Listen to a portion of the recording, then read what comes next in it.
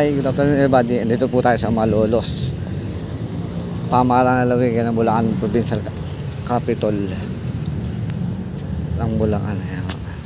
Ayan, binisita po natin si Governor Daniel Fernando. Ayan po, dito tayo sa sa pinaka-plaza. Ayan po yung kanyon na ginamit noong unang panahon. Ayan. Dalawa po yan eh.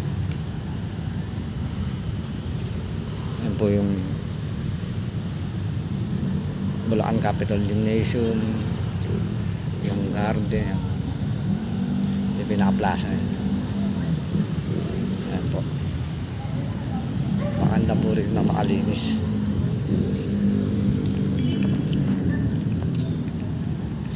Ito po yung tower na General Gregorio del Pilar.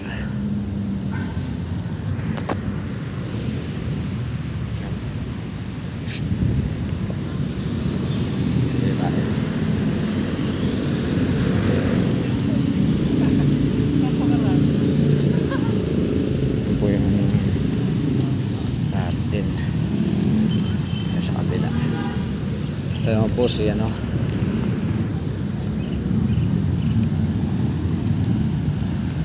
po yung MacArthur Highway.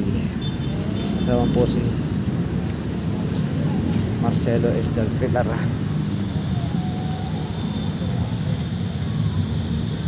Yan po yung makikita natin yung statue rito. Yan po. Maraming salamat po. Please like, share and subscribe to Pauline TV.